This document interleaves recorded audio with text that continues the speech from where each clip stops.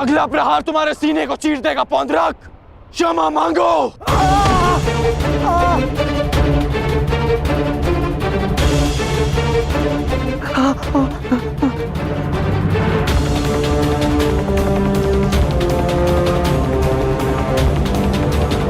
अब बोलो, क्या कह रहे थे तुम? कौन हो तुम? मैं ही हूं वास्तविक वासुदेव। पौंड्रक वासुदेव मैं ही हूं। पाखंडी! नहीं गण, मित्र नहीं, नहीं मित्र। रुक जाओ अंगराज।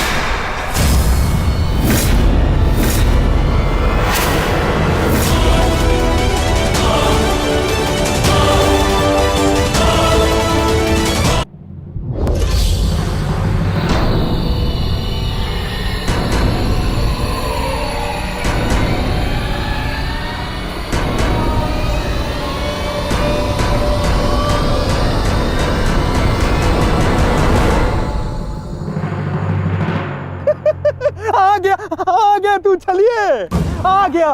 अंततः वो दिन आ गया कृष्ण, जिसकी वर्षों से मुझे प्रतीक्षा थी। यदि अंत से पूर्व मनुष्य को उसकी भूल का भान हो जाए तो अच्छा ही होता है। अब तो तुम्हें विश्वास हो गया होगा कि वास्तविक वास्तविक वासुदेव कौन है। मैं ही हूं वास्तविक वासुदेव।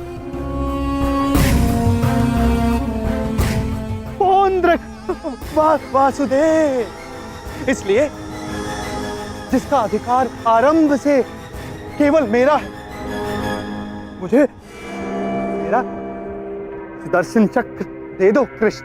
देने ही तो आया हूं तुम, परंतु चेतावनी, मैं तुम्हें बहुत अवसर दे चुका हूं पौंड्रक। तुम्हारे पाप का घड़ा भरता जा रहा है पौंड्रक। अब मेरा स्वांग रचना बंद करो। चुप कर छलिया कृष्ण। तू ढोंग, तू छलिया मुझे बताएगा कि अब मुझे क्या करना चाहिए और क्या नहीं।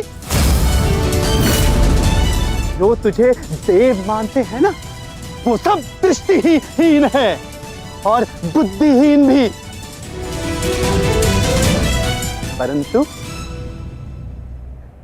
मैं नहीं हूं। अपने सहयोगियों को धैर्य की महिमा समझाओ दुर्योधन। युद्ध प्रारंभ होने में अभी समय शेष है और समय से पूर्व युद्ध को आमंत्रण देना सर्वनाश को आमंत्रित करने के समान होता है दुर्योधन। क्योंकि इस समय मैं अस्त्र ना उठाने के लिए बंधित नहीं हूं। मनुष्य को खाई में गिराने के लिए उसका केवल एक पग पर्याप्त होता है पौंड्रक। अभी अभी मैंने कर्ण को रोककर तुम्हें मृत्यु के मुख में जाने से रोका है। कदाचित तुम्हारा अगला पग तुम्हारा अंत ना रोक पाए पौंड्रक।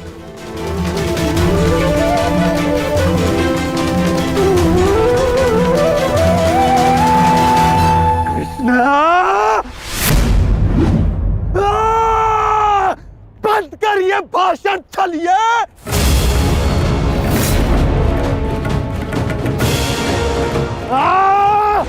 चलिए पाखंडी, आज मैं तेरा अंत करके ही रहूंगा। कृष्ण, पहले रखो मित्र, क्रोध मुझे भी आ रहा है। अपने क्रोध को युद्ध के लिए बचा के रखो।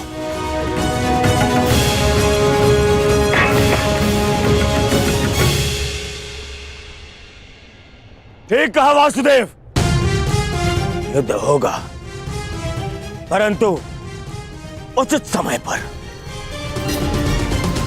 और उचित स्थान पर। उस महायुद्ध के प्रथम दिवस पर मैं आपको उत्तर अवश्य दूंगा।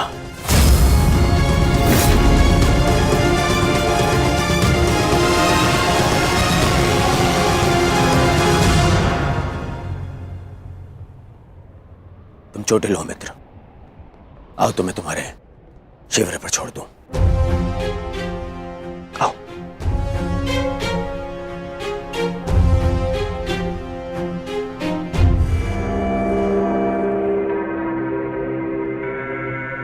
मित्रकर्ण, तुमसे हस्तिनापुर पर भेंट होगी। आशा है तब तक तुम अपने इस भ्रम से निकल जाओगे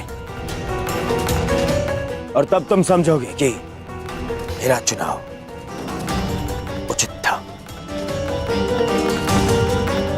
आशा तो मुझे थी मित्र कि तुम अपने भ्रम से निकलकर वास्तविक शक्ति को पहचानोगे, परंतु अब कोई लाभ नहीं।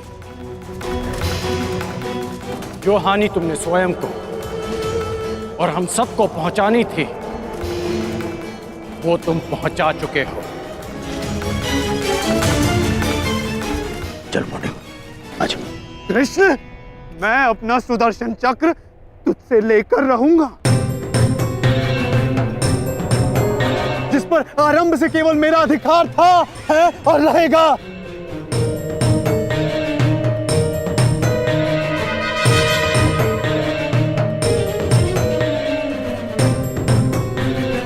हेलो सारथी।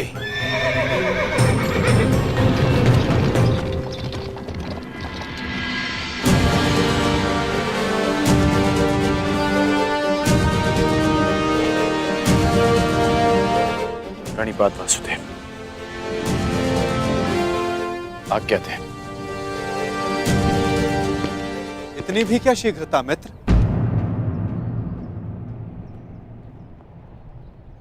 सारथी रह चुका हूं तुम्हारा, आज भी अपने रथी का मन पढ़ सकता है ये नटवर। समझता हूं कि तुम व्यथित हो। क्या अपने मन की बात अपने सारथी से नहीं कहोगे तुम?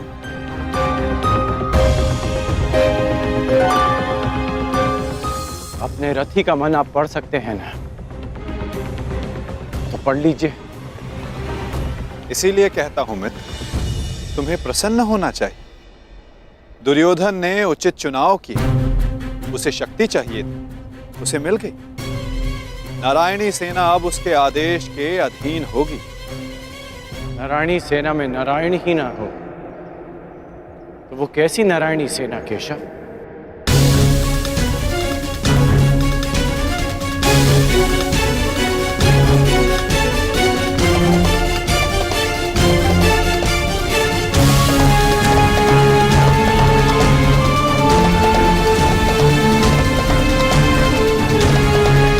जो दुर्योधन ना पहचान सका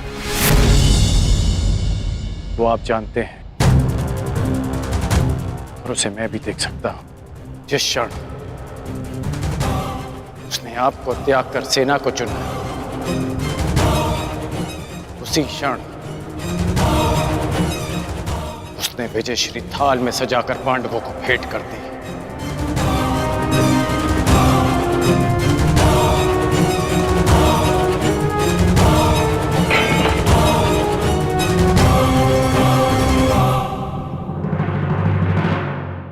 ऐसा क्यों लगता है मित्र? नारायणी सेना दुर्योधन के अधीन होने से उसकी शक्ति में वृद्धि अवश्य हुई है। तुम्हें नहीं लगता कि अर्जुन ने भूल की? क्या मिला उसे निहत्थे कृष्ण को चुनने से? जिसके हाथ के संकेत से सृष्टि बनती है और बिगड़ती है, वो कैसे निहत्था हो सकता है वासुदेव? परंतु सत्य ये भी है मित्र कि मेरे युद्ध में उपस्थित रहने पर भी मैं युद्ध नहीं करूं, तो फिर मुझसे किसी को क्या हानि और क्या लाभ? सबसे बड़ा अस्त्र तो आप चला चुके हैं, स्वयं को दुर्योधन के विपक्ष में रखकर। आप ही कहते हैं ना कि निर्णय ना लेना भी कभी कभी सबसे महत्वपूर्ण निर्णय होता है, कि हम पक्ष ना चुनकर भी कभी कभी पक्षपात कर जाते हैं, भले ही संसार ना देख पाए। परंतु मैं जानता हूं कि आपने पक्ष लिया है वासुदेव।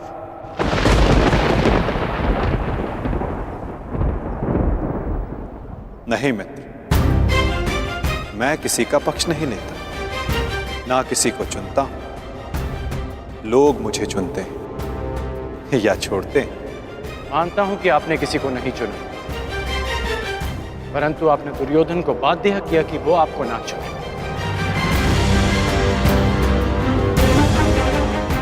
आपने ऐसी परिस्थितियां उत्पन्न की कि वो ही आपको चुने जिसे आप चुनना चाहते हैं।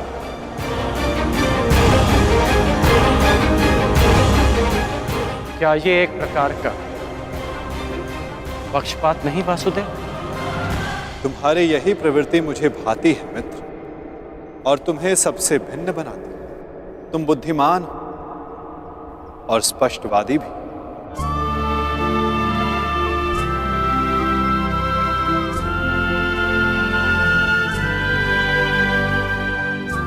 ऐसा होकर भी क्या लाभ वासुदेव,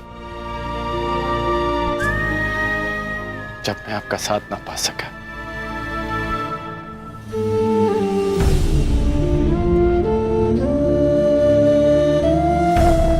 कितने वर्ष हो गए हमारी भेंट को, जब से हम मिले हैं हमारे पक्ष सदा भिन्न थे, परंतु हमारी सोच एक थी वासुदेव। फिर आपने ऐसा क्यों किया? मैंने ऐसा क्या किया मित्र?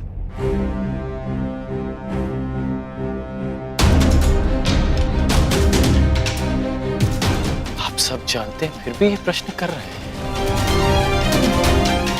अब तो मान जाइए कि आप पक्षपाती हैं। कैसा पक्षपात अंगराज? विराट नगर में मैंने कौरवों और पांडवों को समान अवसर दिए कि द्वारका आकर मुझसे पहले जो समर्थन की मांग करेगा मैं उसी का समर्थन करूंगा। विराट नगर में जब आपने वचन दिया, वहां सब उपस्थित थे, परंतु द्वारका में जो घटित हुआ वो केवल दुर्योधन और अर्जुन ही जानते हैं। दुर्योधन को केवल आपने भ्रम दिया और शक्ति दी अर्जुन को।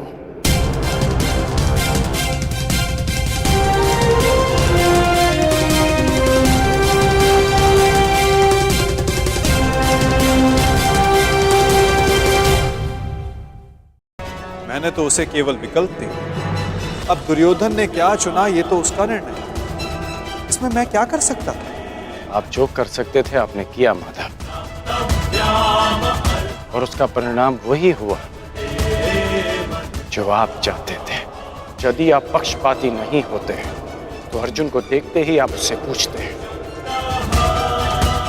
कि वो युधिष्ठिर के स्थान पर वहां क्या कर रहा है, परंतु आपने ऐसा नहीं किया। यदि तुम दुर्योधन के चुनाव पर निराश तो खेल मैंने नहीं, उसके दम, उसके लालच, उसके अहंकार ने खेला है मित्र। आप भी भली भांति जानते हैं कि दुर्योधन युधिष्ठिर से कहीं अधिक सक्षम शासक है। इस समय भारत को शासक की नहीं, धर्म की आवश्यकता है, धर्मराज की आवश्यकता है मित्र। फिर भी मैंने तुम्हारे तथाकथित सक्षम शासक को विकल्प दिए मित्र, जो विकल्प चुनने में ही चूक गया। वो कैसा सक्षम शासक मित्र? और मेरे विकल्प का क्या? आपने मुझे विकल्प क्यों नहीं दिया? कौरवों और पांडवों के मध्य आपने मुझे क्यों छोड़ दिया? क्या आपकी दृष्टि में मेरा कोई महत्व नहीं केशव? मैंने तो सदैव तुम्हें विकल्प दिए मित्र, अब तुमने ही मुझे नहीं चुना, तो उसके लिए तुम स्वयं उत्तरदायी। मैंने तो वर्षों पहले तुम्हारा सारथी बनना स्वीकार किया था मित्र, परंतु तुमने ही अलग मार्ग चुना। मैं तुम्हें सदा धर्म के लिए लड़ते देखना चाहता था, परंतु तुमने सदैव दुर्योधन के छल का साथ दिया। परंतु अब भी कुछ नहीं बिगड़ा, तुम्हारे लिए अब भी अवसर शेष है मित्र। तुम मनुष्य श्रेष्ठ हो, परंतु अनुचित स्थान पर, उचित स्थान का चुनाव करो मित्र। ये विकल्प नहीं है माधव, और यदि आप इसी को विकल्प कहते हैं तो आप ऐसा विकल्प मुझे अनेक बार दे चुके हैं, और मैंने सदा आपसे कहा कि ऐसा संभव नहीं है। मुझे इस बात का खेद रहेगा कि आप मेरे साथ नहीं होंगे, परंतु ये खेद मैं अपने मित्र को नहीं होने दूंगा, जिस मित्र ने मुझ पर विश्वास किया। आप अपना धर्म निभाइए और मैं अपना ऋण चुकाऊंगा वासुदेव।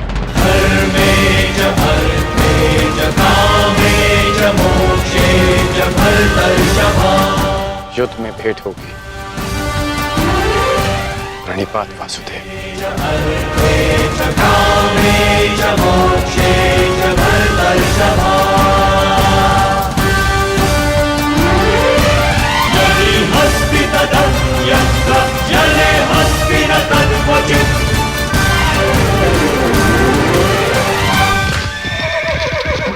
नहीं मित्र, युद्ध से पूर्व हमारी भेंट होगी, और मैं तुम्हें एक और अवसर दूंगा। तुम्हें आभास कराऊंगा कि जितना सम्मान तुम्हें चाहिए उससे कहीं अधिक सम्मान के योग्य हो तुम। अगली भेंट में तुम्हारी वास्तविकता से भेंट करवाऊंगा मित्र। तुम्हें ज्ञात होगा कि तुम वास्तव में कौन हो। आशा है कि उस दिन तुम उचित विकल्प चुनोगे मित्र।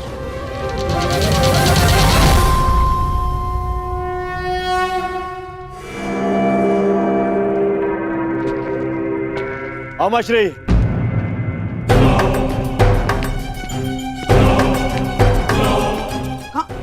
कहाँ थे तुम?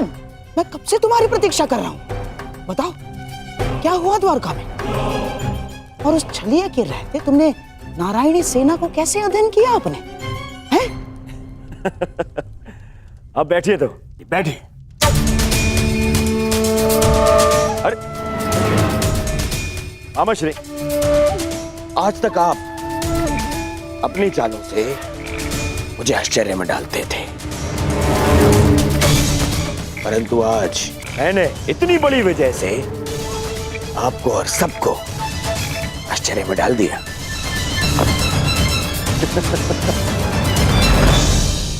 सब इतने प्रसन्न है मेरे इस निर्णय से, सिवाय मेरे मित्र कर्ण के।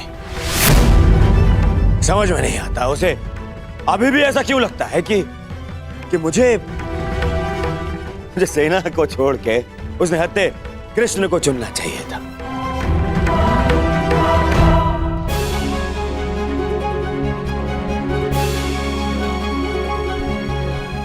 आज वासुदेव हमारे साथ हैं,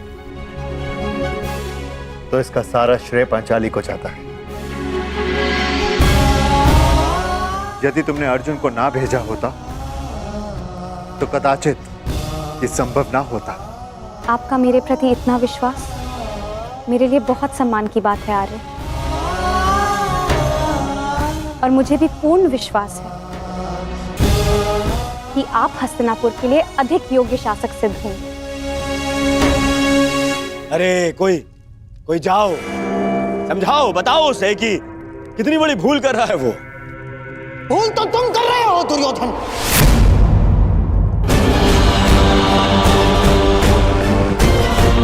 आज पहली बार मैं कर्ण से सहमत हूं। तुम्हें नारायणी सेना के स्थान पर कृष्ण को ही चुनना था। ये क्या कर लिया तुमने? अरे मैंने क्या किया मामाश्री? उस कृष्ण ने वहां वचन दिया कि वो युद्ध में अस्त्र नहीं उठाएगा, तो फिर मैं नारायणी सेना को छोड़कर उस निहत्थे कृष्ण को चुनकर क्या कर लेता? अब हमारे विरुद्ध पूरी नारायणी सेना होगी जो हर प्रकार की व्यूह रचना में निपुण है। हमें अपने सैनिकों को श्रेष्ठ प्रशिक्षण देना होगा। तब तक माधव हमारे साथ है नकुल। हमें किसी बात की चिंता करने की कोई आवश्यकता नहीं। यदि आज वो हमारे पक्ष में होता तो पांडवों के लिए नहीं, आज वो हमारे लिए रणनीति बनाता, हमारे लिए। उसका वास्तविक अस्त्र तो उसकी नीति ही है। वो कृष्ण कोई साधारण मनुष्य नहीं है ना। अरे महामायावी है वो, महामायावी। वो समय को अपने मुताबिक चलाना जानता है, और इतना ही नहीं, वो अपने पक्ष के अनुसार परिस्थितियां भी बदल देता है। समझ गए? इसीलिए हम आरंभ से चाहते थे कि पांडवों से कैसे अलग कर दिया जाए उस छलिए को, परंतु तुमने इतना बड़ा अवसर गवा दिया। क्या किया ये है? क्या कर दिया ये तुमने? अरे समझ में नहीं आता है मुझे। क्यों सब उस कृष्ण से इतना भयभीत हैं? क्यों? कुछ नहीं बिगाड़ पाएगा वो। अब तो उसकी सेना भी मेरे अधीन है। कुछ नहीं बिगाड़ पाएगा वो। देखो दुर्योधन, अब इस बात पर वाद विवाद करके समय व्यर्थ करने से कोई लाभ नहीं। जो हानि होनी थी वो तो हो चुकी। अब इस हानि की भरपाई करने का समय आ गया है। उचित कहा आर्य। अब चाहे जो हो जाए, कौरवों की पराजय निश्चित है, क्योंकि ये धर्म युद्ध है। विजय धर्म की ही होगी, और वासुदेव के हमारे पक्ष में आने के साथ साथ न्याय और धर्म भी हमारे पक्ष में है। विजय हमारी होगी।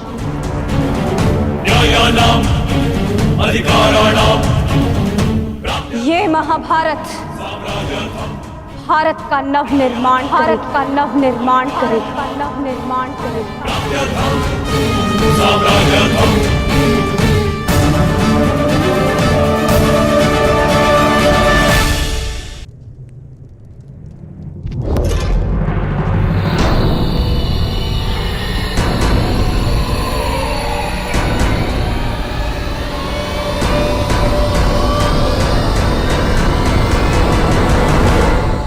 अच्छा हुआ कर्ण, तुम आ गए।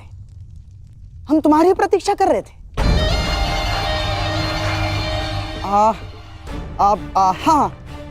सभा का आरंभ मैं सबसे पूर्व महाराज धृतराष्ट्र को राजकुमारी लक्ष्मणा के विवाह की बधाई देकर करना चाहता हूं। बधाई हो महाराज। और हाँ, अत्यंत खेद के साथ मुझे ये भी कहना पड़ रहा है कि ये अंतिम शुभ अवसर था जिसमें सारे कुरुकुल ने भाग लिया। हाँ, क्या पता इस युद्ध के पश्चात कौन जीवित रहेगा और कौन नहीं।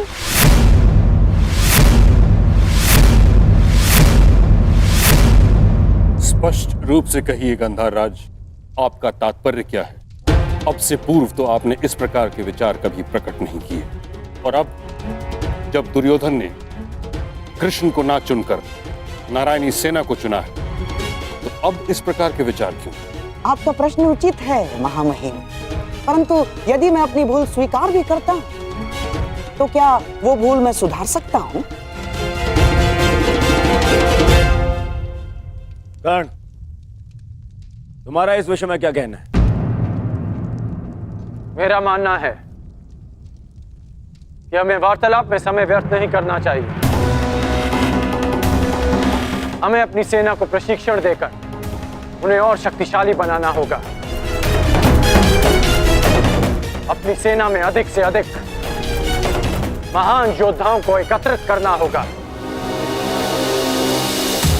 मेरा एक और मानना है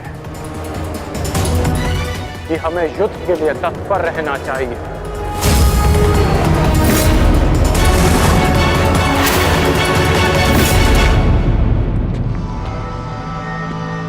क्या तुम्हें भी यहाँ उपस्थित होने के लिए कहा गया? हाँ भ्राताश्री, मुझे प्रहरी ने निद्रा से उठाकर संदेश दिया कि हमें शीघ्र ही यहाँ उपस्थित होना है। परंतु क्यों और किसके आदेश पे? ये आदेश मैंने दिया है।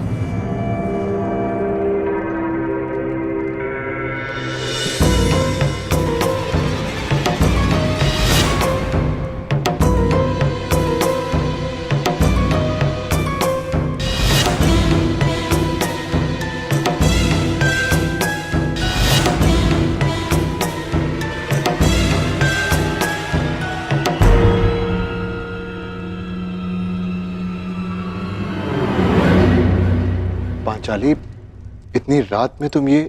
क्योंकि ये समय सोने का नहीं है धर्मराज, जागने का है। और जो बात मैं कहना चाहती हूं उसके लिए सूर्योदय की प्रतीक्षा नहीं कर सकती। ऐसा क्या है पांचाली?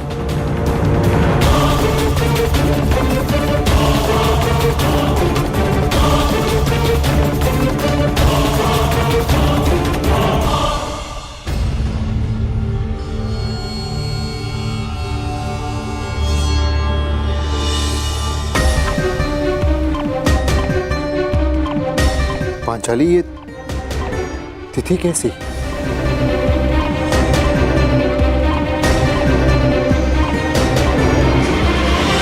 ये वो तिथि है आर्य जिस दिन हम कौरवों के विरुद्ध युद्ध आरंभ करेंगे।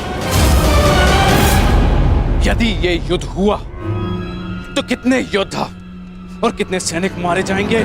महाराज, इस तथ्य से सभा में उपस्थित सभी मनुष्य अवगत हैं। हाँ, ये भी तो हो सकता है कि हम में से किसी को युद्ध में जाने की आवश्यकता ना पड़े।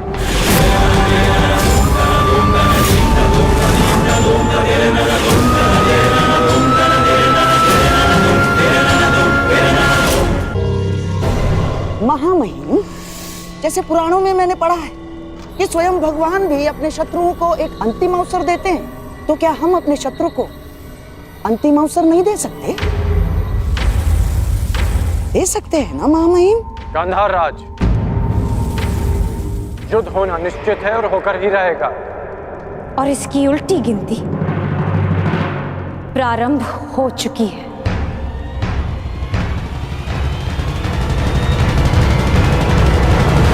मैं तुम्हारे विचारों से सहमत नहीं हूं।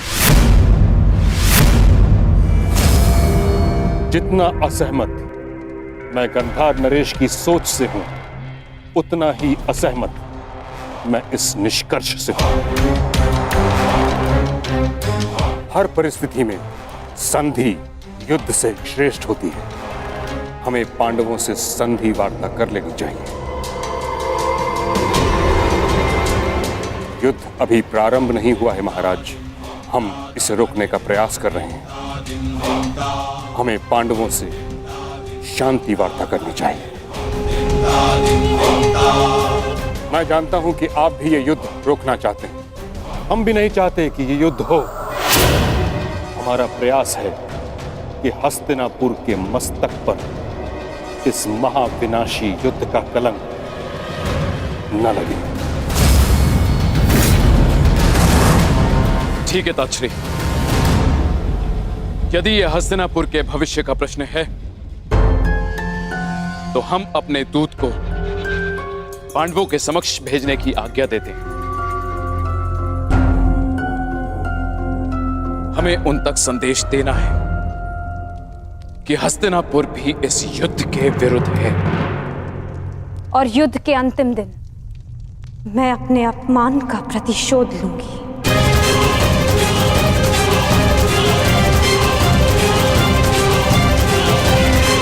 जिस दिन दुर्योधन का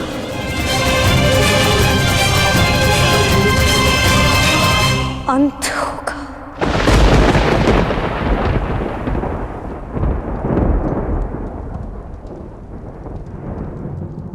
महाराज ऐसे ये मेरा अंतिम निर्णय है कर्ण। हमें अपनी ओर से एक प्रतिनिधि चुनना होगा। क्या आपके मस्तिष्क में कोई नाम है महाराज? संजय।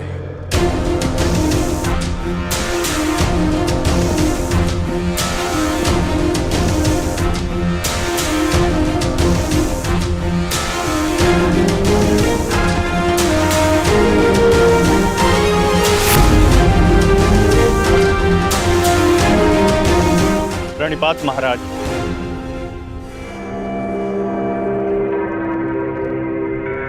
मुझे भी संजय के साथ जाने की आज्ञा दीजिए महाराज। नहीं कर्ण, यह एक अत्यंत संवेदनशील प्रकरण है। हमें योद्धा नहीं, नीतिपरक मनुष्य चाहिए।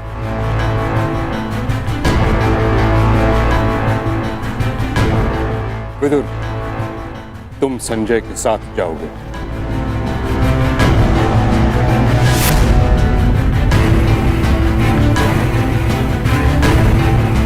तो ठीक है, विदुर और संजय दोनों हस्तिनापुर की ओर से शांति प्रस्ताव लेकर जाएंगे। ये एक पारिवारिक प्रकरण है और हम नहीं चाहते कि परिजन ही परिजनों का रक्त बहाए। उचित है पांचाली, उचित है। अब ये युद्ध तुम्हारे बताए हुए दिन ही आरंभ होगा।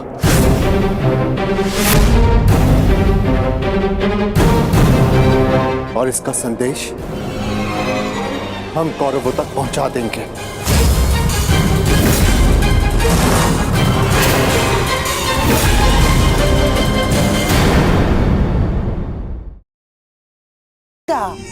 इस युद्ध को कोई नहीं रोक सकता। अरे तो फिर संजय और विदुर को शांति प्रस्ताव लेकर क्यों भिजवाया आपने? अरे क्यों ना बताइए ना।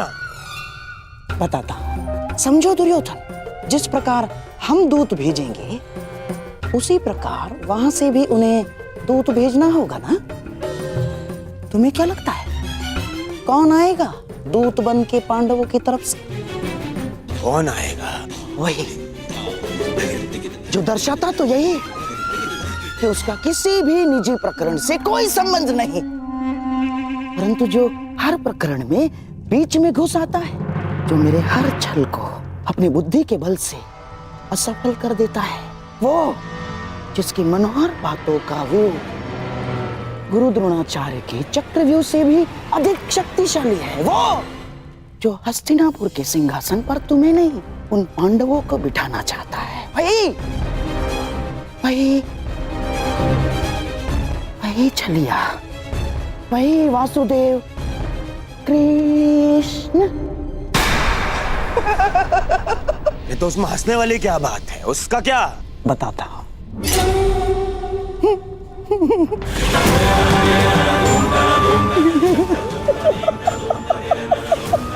चलिए।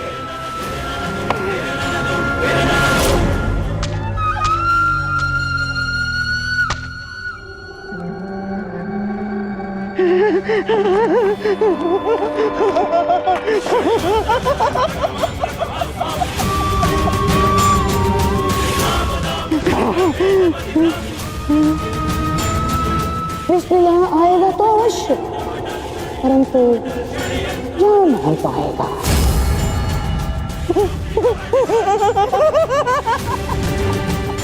जाने मारेगा।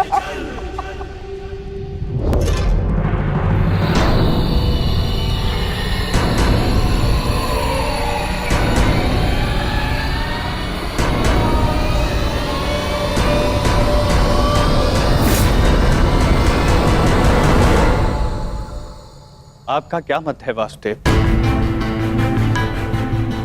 मैं इस प्रकरण में सम्मिलित ही नहीं हूं संजय महोदय, इसलिए इसका निर्णय भी युधिष्ठिर और दुर्योधन पर निर्भर करता है। परंतु मेरा यह कर्तव्य है कि मैं आप लोगों के विचारों को जानूं, क्योंकि शांति प्रस्ताव के लिए आप सबके समक्ष मुझे भेजा गया है और मैं ये आशा करता हूं कि धर्मराज भी शांतिपूर्वक इस प्रस्ताव पर विचार करेंगे। वो तो इस पर निर्भर करता है कि आपके युवराज का क्या विचार है। मैं केवल महाराज धृतराष्ट्र का संदेश लेकर आया हूं वासुदेव। युवराज दुर्योधन के विचार मैं नहीं जानता, क्योंकि मेरे पास दिव्य दृष्टि नहीं है। किसे ज्ञात संजय महोदय, किसी दिन आपको दिव्य दृष्टि मिल जाए और आप वो देख पाए जो सबके लिए संभव ना हो।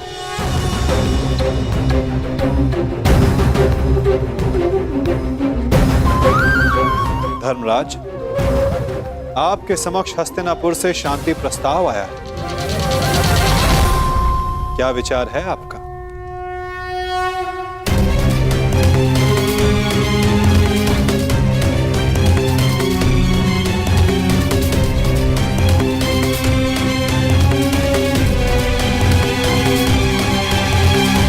यदि हस्तिनापुर शांति चाहता है तो हमें भी युद्ध करने की कोई ललक नहीं।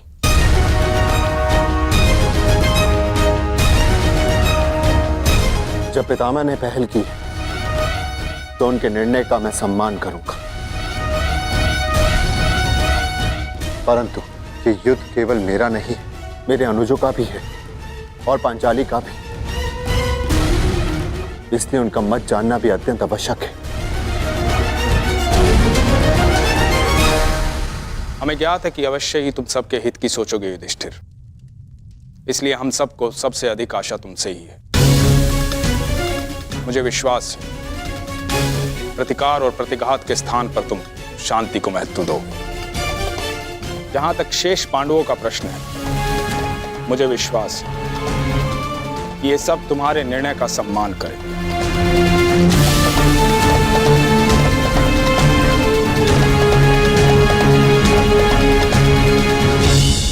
विचार विमर्श करके उत्तर दे धर्मराज, क्या निर्णय होगा आपका?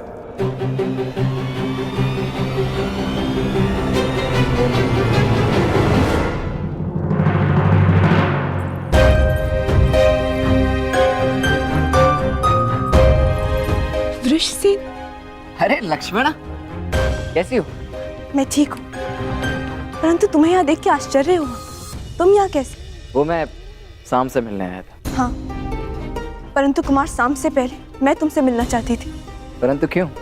क्योंकि अब केवल तुम ही अपने मित्र को इतनी बड़ी भूल करने से रोक सकते हो। सांब युद्ध में न केवल अपने पिता के विरुद्ध खड़े हो रहे हैं, अपितु वो स्वयं हस्तिनापुर की ओर से नारायणी सेना का नेतृत्व कर रहे हैं। परंतु अभी भी कुछ नहीं बिगड़ा है वृषसेन। सांब तुम्हारा मित्र है, उसे समझाओ, वो तुम्हारी बात कभी नहीं टालेगा। क्षमा चाहता हूँ लक्ष्मण। देखो, मैंने सदैव मित्र बनकर तुम्हारी सहायता की है, तुम्हारा पक्ष लिया है, परंतु आज मैं सांब का पक्ष लूंगा। वृषसेन? हाँ लक्ष्मण, मैं ये बहुत पहले ही निर्णय ले चुका हूं कि सांब जिस भी पक्ष में होगा, मैं सदैव उसी का साथ दूंगा।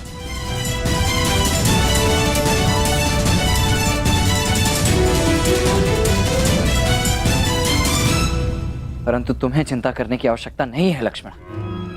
मेरे जीते जी सांब को कुछ नहीं होगा, विश्वास करो मेरा। पक्ष जो भी हो, हानि तो मेरे परिवार को पहुंच रही है ना वृषसेन। तुम ही बताओ मुझे, प्रभु से मैं किस पक्ष के लिए प्रार्थना करूं? दोनों ही पक्षों में मेरा ही परिवार लड़ रहा है। मैं क्या करूं ऋषि से? तुम्हारे इस प्रश्न का उत्तर मेरे पास नहीं है लक्ष्मणा। मैं तो ये भी नहीं कह सकता कि मैं तुम्हारी इस असमंजस से भरी परिस्थिति को समझ सकता हूँ। तुम इस युद्ध में भाग क्यों ले रहे हो ऋषि से? तुम्हारा तो पांडवों से कोई संबंध नहीं है, तो तुम अपने पिता के साथ इस युद्ध में क्यों भाग ले रहे हो? केवल इसीलिए लक्ष्मणा, क्योंकि सांब कौरवों के पक्ष में, और इससे अधिक मेरे लिए कुछ महत्वपूर्ण नहीं। ऋषि से तुम्हें भान है तुम कितनी बड़ी भूल कर रहे हो। नहीं भान है तुम्हें। यदि भान होता तो इस युद्ध में भाग लेने के बजाय उसे रोकने का प्रयत्न कर रहे होते तुम। मैं तुम्हारे समक्ष बहुत सी उम्मीदें लेकर आई थी ऋषि से, परंतु प्रतीत होता है कि मेरी भूल थी। अपना ख्याल रखना ऋषि से।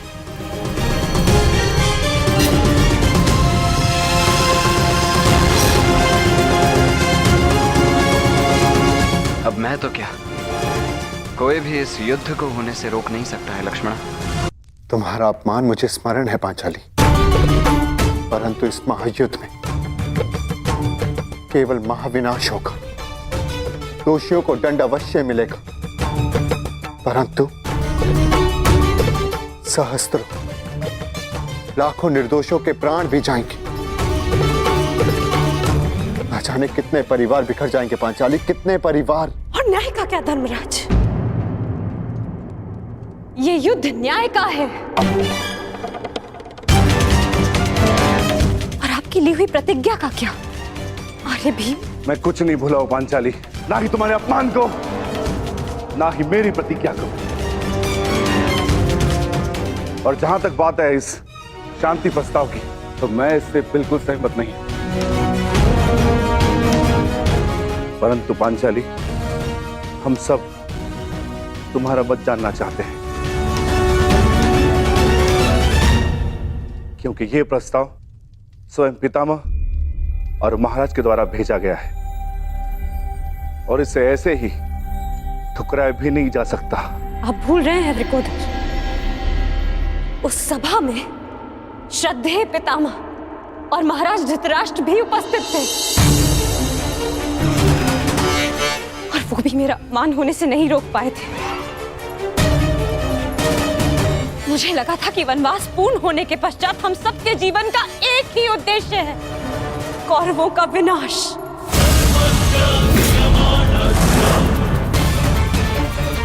परंतु अब मुझे ऐसा प्रतीत होता है कि आप सबके लिए केवल प्रस्ताव ही महत्वपूर्ण है। एक प्रस्ताव पर आपने अपना सब कुछ खो दिया, और आज एक दूसरे प्रस्ताव ने आप सबको सब कुछ भुला दिया जो हमने खोया था। क्या एक शांति प्रस्ताव कौरवों के दिए गए वर्षों पुराने घावों को भर सकता है? आप सबके दिए गए वचनों को भुला सकता है? यज्ञसेन, यदि तुम चाहो तो इस संधि को ठुकरा सकती है।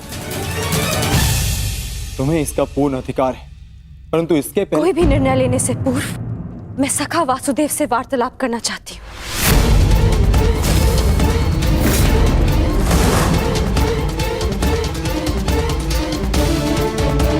क्या हुआ? सखा कहाँ है? वो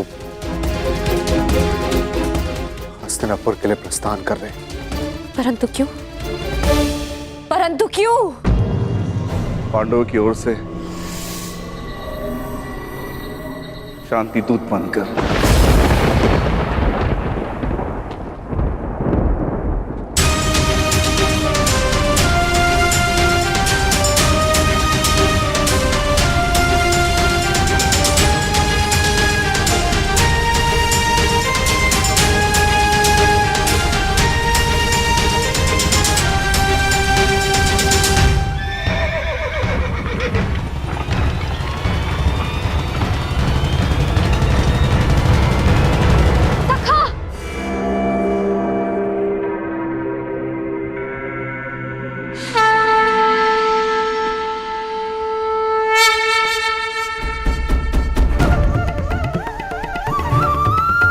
क्रोधित हो अपने सखा से?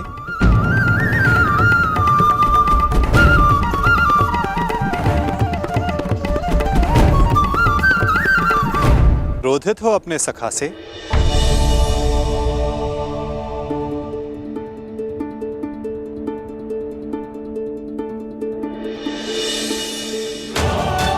मुझे लगा प्रस्थान कर गए। भला अपनी सखी से मिले बिना मैं प्रस्थान करने की सोच भी कैसे सकता हूं? जानता हूं तुम्हारे मन में बहुत प्रश्न तुम्हें व्याकुल कर रहे हैं। जो कुछ भी तुम्हारे हृदय में है कह सकते हो। मैं वचन देता हूं तुम्हारे हर प्रश्न का उत्तर देगा ये सखा। ठीक है, तो बताइए कहाँ जा रहे थे आप? हस्तिनापुर, पांडवों के शांति दूत बनकर? अपनी सखी का अपमान भूल गए आप सखा? अपमान करने वालों के समक्ष संधि का प्रस्ताव लेकर जा रहे हैं आप? मुझे आपसे ये आशा नहीं थी सखा। आप उन दोषियों से गले मिलने को तत्पर हो गए जिन्होंने मेरे... क्या यही आपका न्याय है सखा कि आप मेरा मत जाने बिना ही जा रहे थे?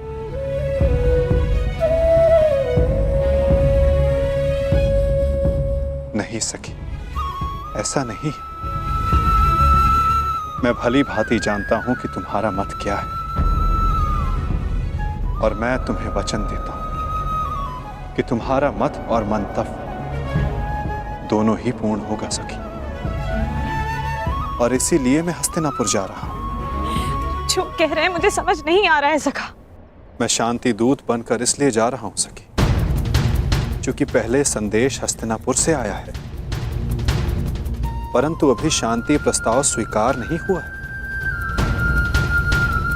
मैं इसलिए जा रहा हूं ताकि कोई ये ना कह सके कि शांति प्रस्ताव होते हुए भी पांडवों ने आक्रमण किया, या फिर शांति प्रस्ताव का उत्तर नहीं दिया। मैं आपके इस उत्तर से संतुष्ट नहीं हो सका।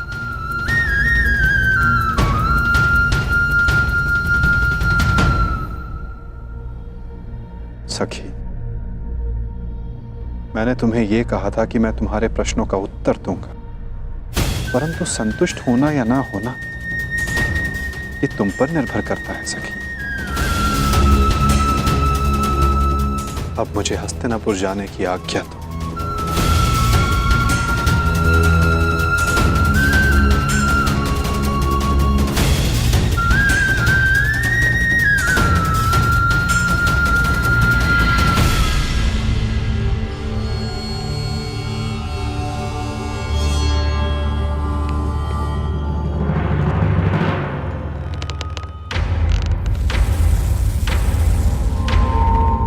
कहाँ थे पुत्र?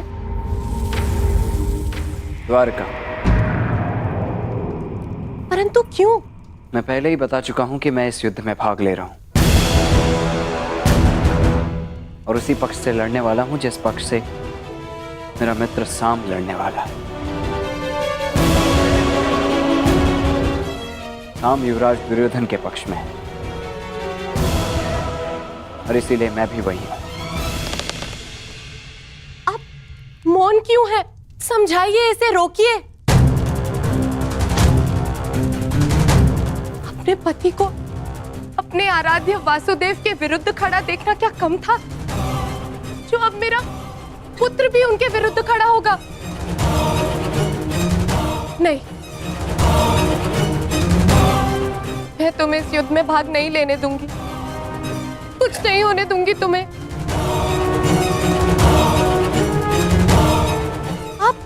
इसे रोकिए, समझाइए।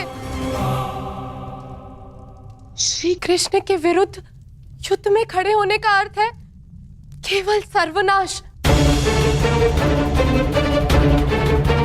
और ये अपने पिता की आज्ञा के विरुद्ध जाकर इस युद्ध में भाग नहीं ले सकता है।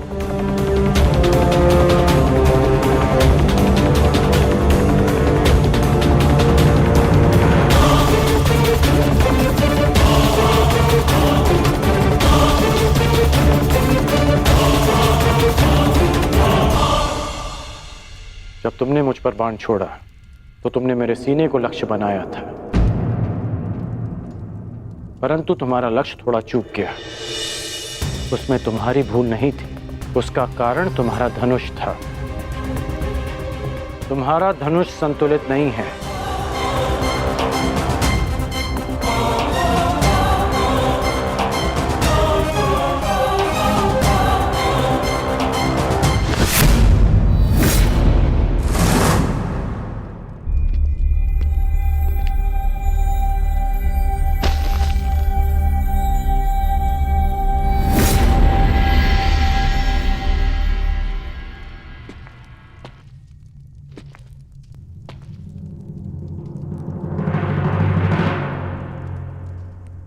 ये बिल्कुल संतुलित धनुष है।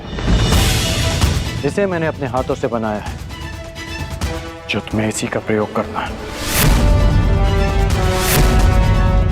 लक्ष्य कभी नहीं चूकेगा।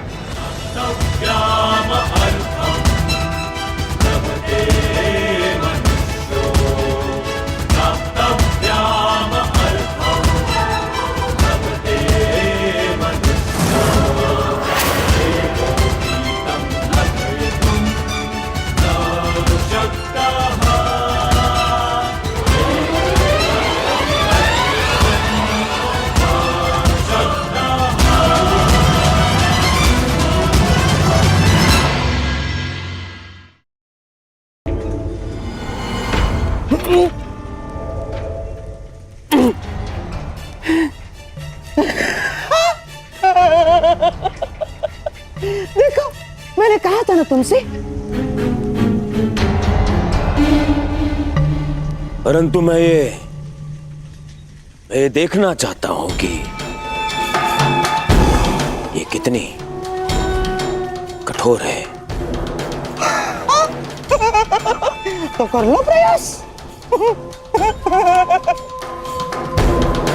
दासों, मामा श्री को इसमें बांध दो। ये क्या कह रहे हो तुम?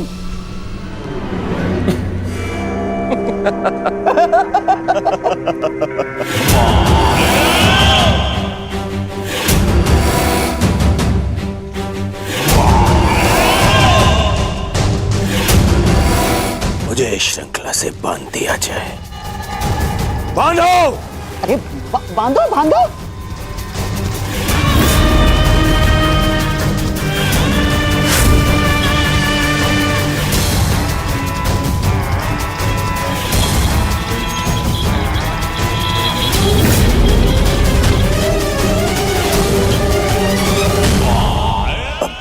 ये श्रृंखला कितनी सक्षम है।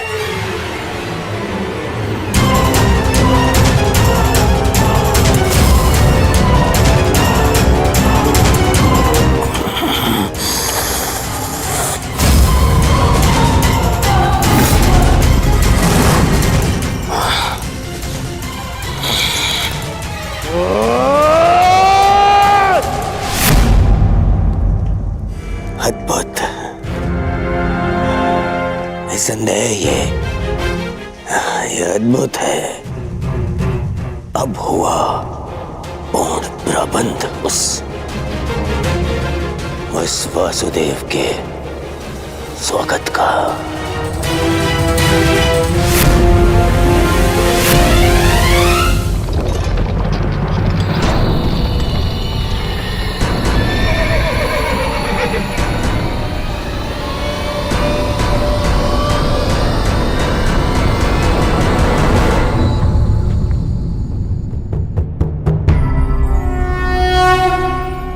देख रहे हो दुर्योधन, ये वही छलिया कृष्ण है जो अपने चाल में, अपने छल में सबको फंसाता रहता है। ग्लानिर्भवति भारत, आज ये स्वयं मेरे रचाए चक्रव्यूह में फंसने आ गया।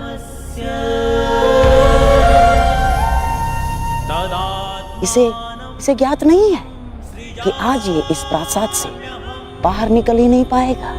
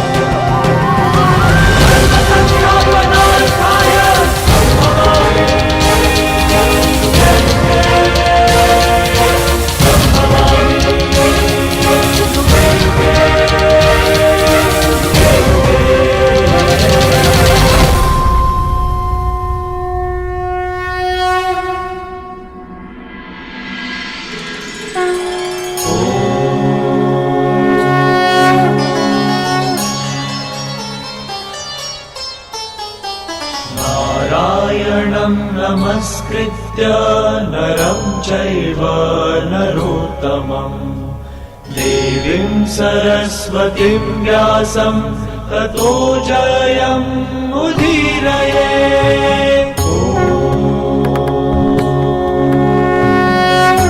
प्रणिपात हस्तिनापुर नरेश। कल्याण हो वासुदेव। प्रणिपात गंगापुत्र। कल्याण हो वासुदेव।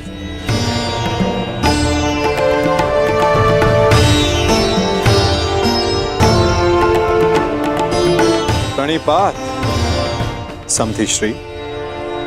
स्वास्थ्य। प्रणिपात गांधार नरेश। प्रणिपात मुरली मनोहर, आपका स्वागत है हस्तिनापुर में।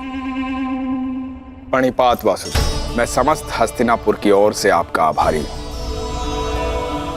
कि आपने शांति प्रस्ताव को एक अवसर दिया और हस्तिनापुर आए। अवसर तो धर्मराज ने दिया है महात्मा विदुर, अपने बड़ों के प्रस्ताव को आदर देकर।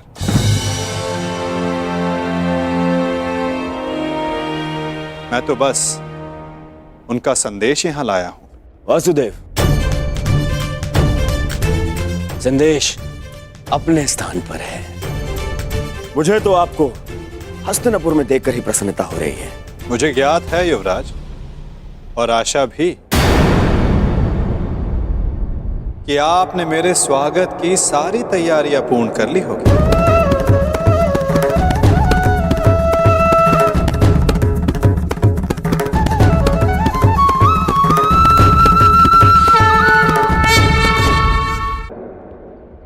अवश्य।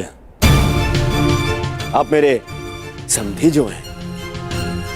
चलिए आइए मेरे कक्ष में चलते हैं। मेरे कक्ष में चल के आदर सत्कार ग्रहण कीजिए। आपके मुख से ऐसे वचन सुनकर संतोष हुआ युवराज, और अधिक प्रसन्नता इस बात की हुई है कि आपने मुझे शांति दूत के रूप में स्वीकार किया। ये शांति प्रस्ताव के बारे में हम कल बात करेंगे। आप यात्रा से आए हैं, विश्राम करें, थकान दूर करें। आइए। क्यों नहीं युवराज, अवश्य।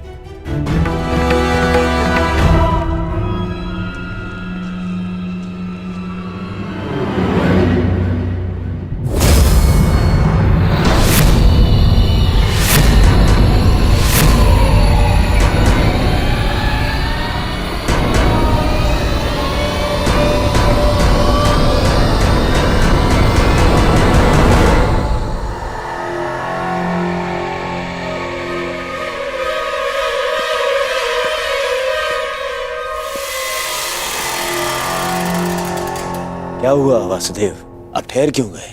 मैं आपके सत्कार भाव का सम्मान करता हूं युवराज, परंतु मैं शांति दूत हूं, शरणागत नहीं। और वैसे भी पांडवों ने मुझे अपने पक्ष में चुना।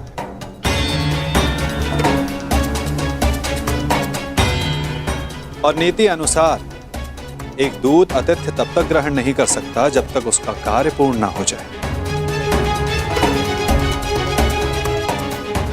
इसलिए क्षमा कीजिएगा मुझे, मैं आपका सत्कार ग्रहण नहीं कर सकता।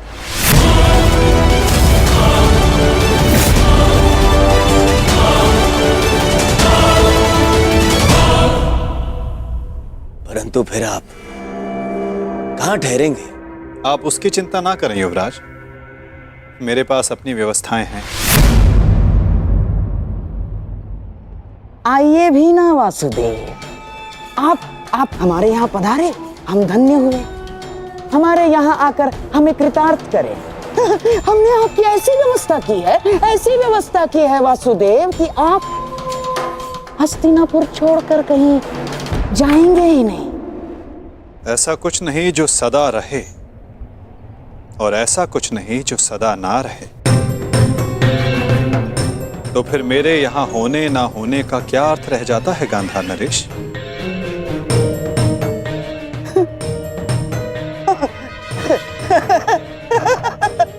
वासुदेव, आपके कहने का तात्पर्य कुछ पकड़ में नहीं आया। यदि सागर में अपना हाथ डालोगे तो ऐसा अनुभव होगा कि संपूर्ण सागर तुम्हारा है गांधार राज। और यदि उसी सागर को मुट्ठी में बंद करने का प्रयास करोगे तो कुछ नहीं पाओगे। हाँ, यह अवश्य हो सकता है कि उसमें डूब जाए। प्रणिपात।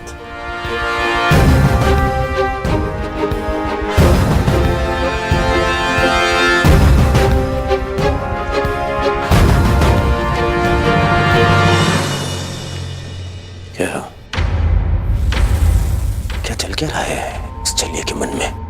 कहीं से हमारी योजना का भान तो नहीं हो गया? शांत रहो दुर्योधन, शांत रहो। आज नहीं आया तो क्या हुआ? कल तो इसे सभा में आना ही होगा, और ये आएगा। क्यों? शांति दूत है, इसे अवश्य आना होगा, और फिर हमारी योजना सफल।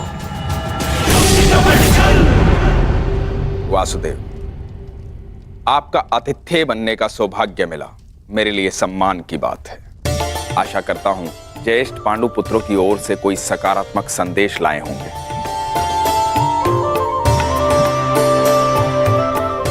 संदेश तो मैं लाया हूं महात्मा विदुर, परंतु वो संदेश मैं कल सभा में सबके समक्ष रखूंगा।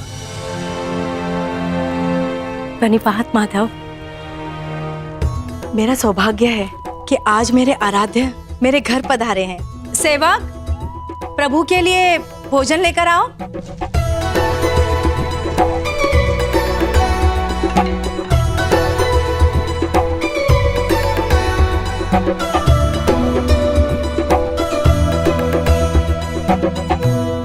भोग लगाइए प्रभु।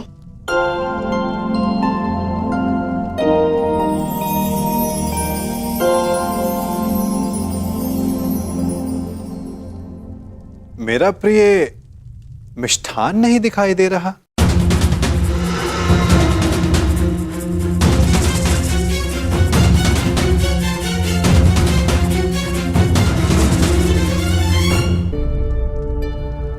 जानती हूँ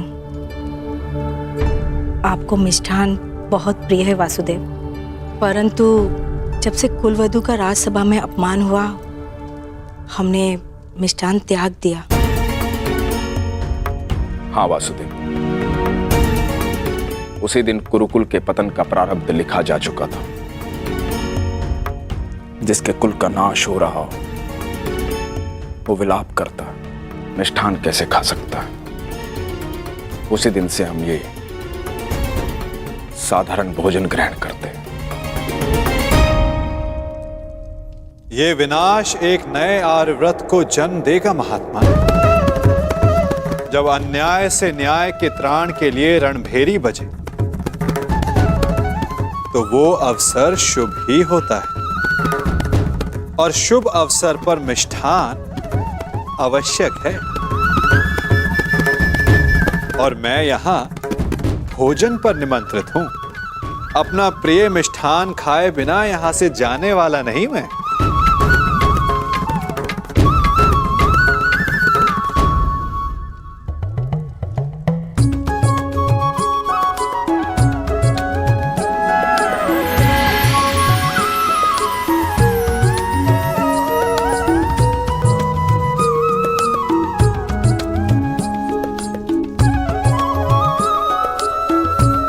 आइए, मिष्ठान ग्रहण कीजिए।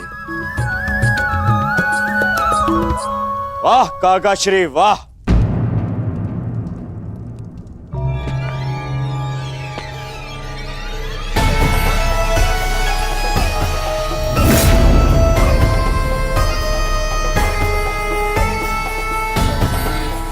छप्पन भोग का आनंद लिया जा रहा है। आओ पुत्र दुर्योधन, तुम भी मिष्ठान ग्रहण करो। मिष्ठान नहीं, वो क्या है ना काकाश्री, मेरे मन में जो कड़वाहट भर दी है आपने,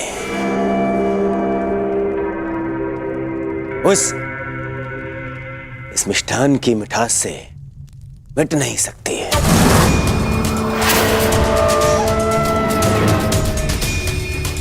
कितने कितने दोगले हैं आप। मन में कुछ और रखते हैं और वाणी में कुछ और।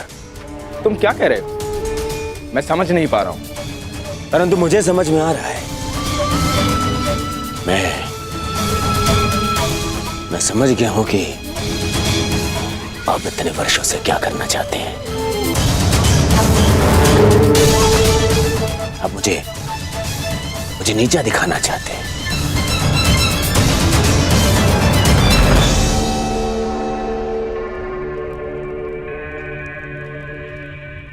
वासुदेव हस्तिनापुर आए।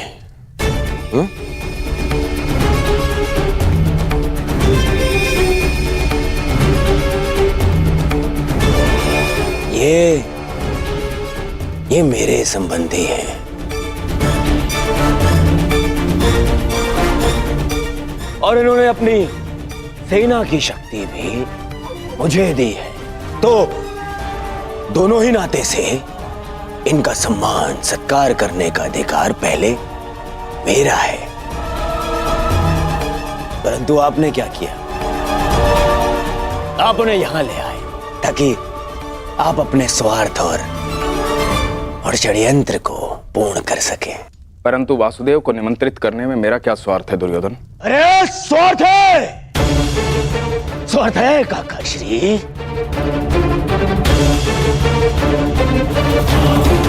राजसभा में प्रस्थान से पूर्व आप उन्हें यहां इसलिए लाए ताकि आप अपने वो प्रिय पांडवों के पक्ष में इन्हें उकसा सके।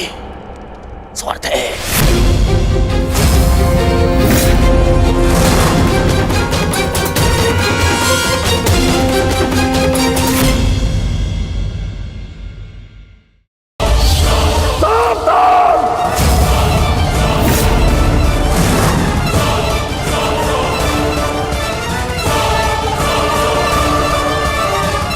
ये आप क्या कर रहे हैं आर्य? आप तो शांत रहिए। बालक नहीं है ये, जो इसके हर अपराध को बालक समझकर क्षमा कर दूं। इसे स्मरण होना चाहिए कि मैंने शस्त्र शिक्षा तात श्री भीष्म से ली है। इसने मेरी निष्ठा पर प्रश्न किया। आज जिस प्रकार के शब्दों का प्रयोग इसने किया है, इसे हस्तिनापुर से निष्कासित कर देना चाहिए। निष्कासित तो मुझे आपको कर देना चाहिए। अपनी सीमा का उल्लंघन मत कर दुर्योधन।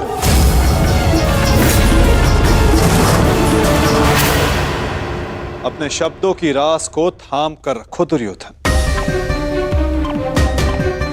ये मत भूलो कि महात्मा विदुर हस्तिनापुर के महामंत्री और हस्तिनापुर के रणनीतिकार भी। इस समय तुम्हें उनके समर्थन, उनकी सहायता की अत्यधिक आवश्यकता है। बस! ऐसे सैकड़ों महामंत्री मेरे चरण धोते हैं। मुझे इस युद्ध को जीतने के लिए एक दासी पुत्र के समर्थन की आवश्यकता नहीं है। दुर्योधन!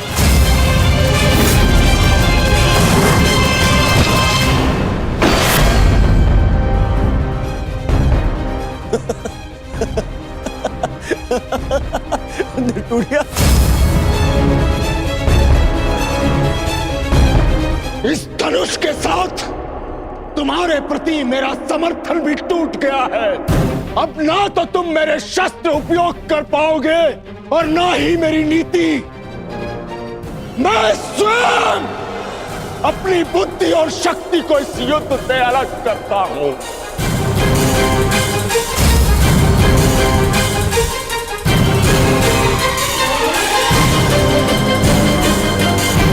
दुर्योधन, हंसना बंद करो, बंद करो ये हंसना।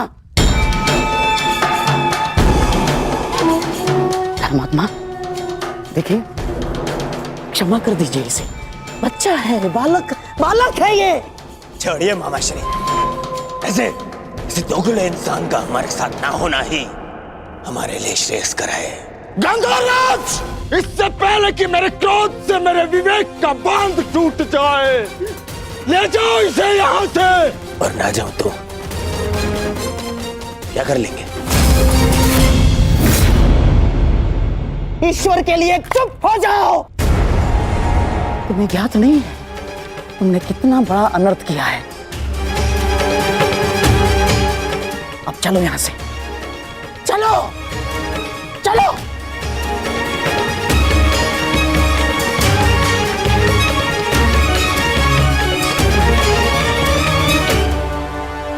धनुष ना टूटता तो मेरा बाण छूट जाता। मेरे भ्राता धृतराष्ट्र को पुत्र हानि होती। मैं आज भी यही कामना करता हूं कि यदि ये युद्ध हो तो मेरे भ्राता धृतराष्ट्र के पुत्र और मेरे ज्येष्ठ भ्राता पांडु के पुत्र सुरक्षित रहे।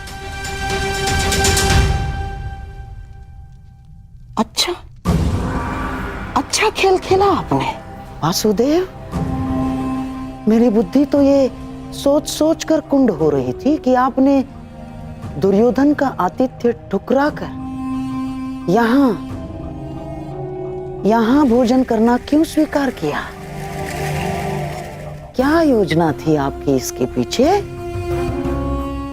मिल गया मुझे उसका उत्तर। गांधार राज,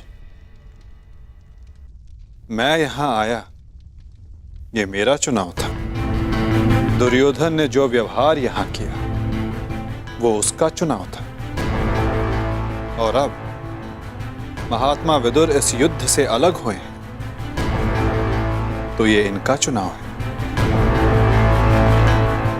अपना चुनाव करने का अधिकार हर मनुष्य को है गांधार राज, और उस चयन का प्रतिफल चुका उसकी विवशता।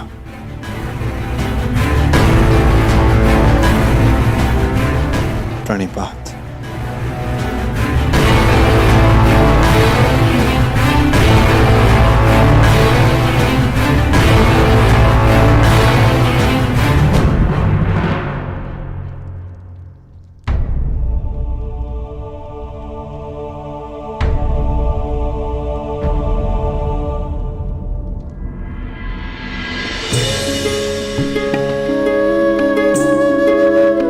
कान्हा, तुम यहाँ?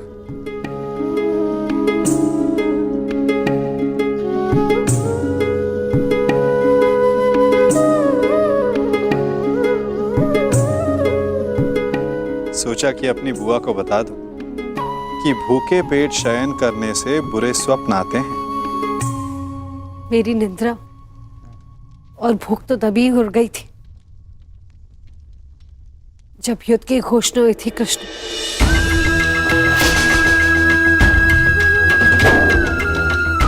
जिस माता के पुत्रों का जीवन दांव पे लगा हो, उसकी आंखों में नींद कैसे आएगी? उसके गले के नीचे से निवाला कैसे उतरेगा?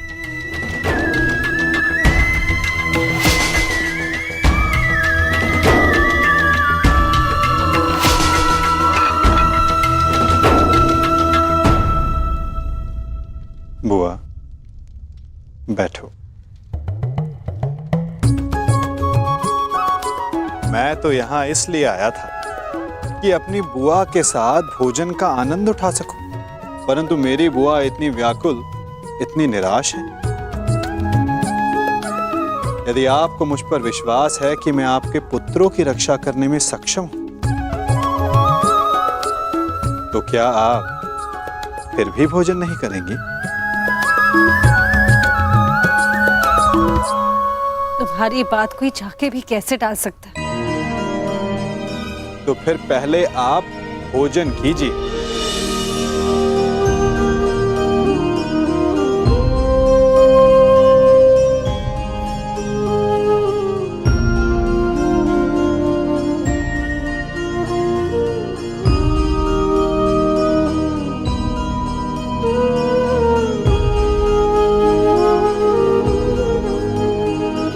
यदि मेरे पुत्र यहाँ होते तो वो भी मुझे ऐसे ही भोजन करवाते।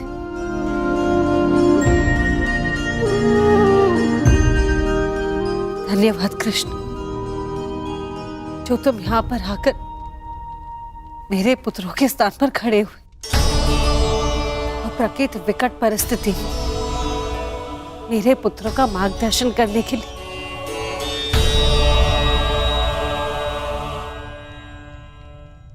इसमें कोई संदेह नहीं बुआ कि परिस्थिति बहुत विकट है, परंतु जो इस बात को समझ सकता है उसे इस परिस्थिति को टालने की, इस युद्ध को रोकने के लिए प्रयत्न करना चाहिए। मैं भी कर रहा हूं, आप भी कीजिए।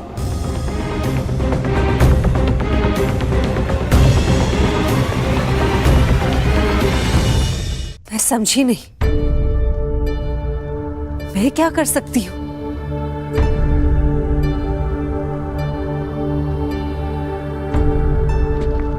आपको स्मरण है बुआ, जब मैं यहां विभाजन के समय आया था तो मैंने आपको एक कार्य करने से रोका था। अभी उचित समय नहीं है बुआ, सत्य सम्मुख आएगा बुआ, परंतु उचित समय उचित स्थान पर। तुम ये कहना चाह रहे हो कि मैं उसे... बुआ, कुछ करने को कहने वाला मैं कौन होता हूं? मैं तो बस इस परिस्थिति की गंभीरता को देख रहा हूं। शांति दूत बनकर आया हूं, प्रयास करूंगा कि इस युद्ध को रोक सकूं, परंतु प्रतीत ये होता है कि इस युद्ध को टाला नहीं जा सकता।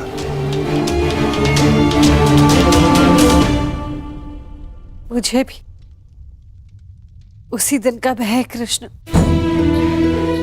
जब मेरे दोनों पुत्र एक दूसरे के समक्ष अस्त्र दान कर एक दूसरे का रथ मारने के लिए प्रस्तुत होंगे, परंतु इसे रोका कैसे जा सकता है? संदेह तो है बुआ, परंतु यदि आपके 6 पुत्र एक ही पक्ष में हो तो कदाचित युद्ध का प्रश्न ही ना उठे।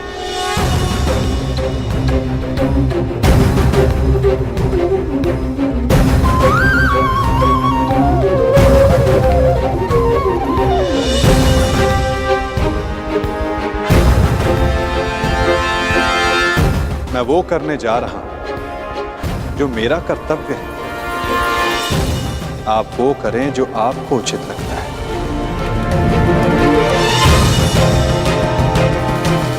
आज्ञा दें। प्रणिपात।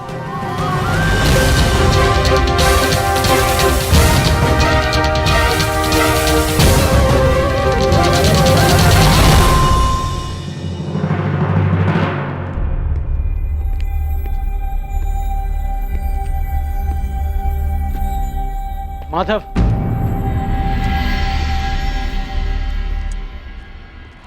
मित्र,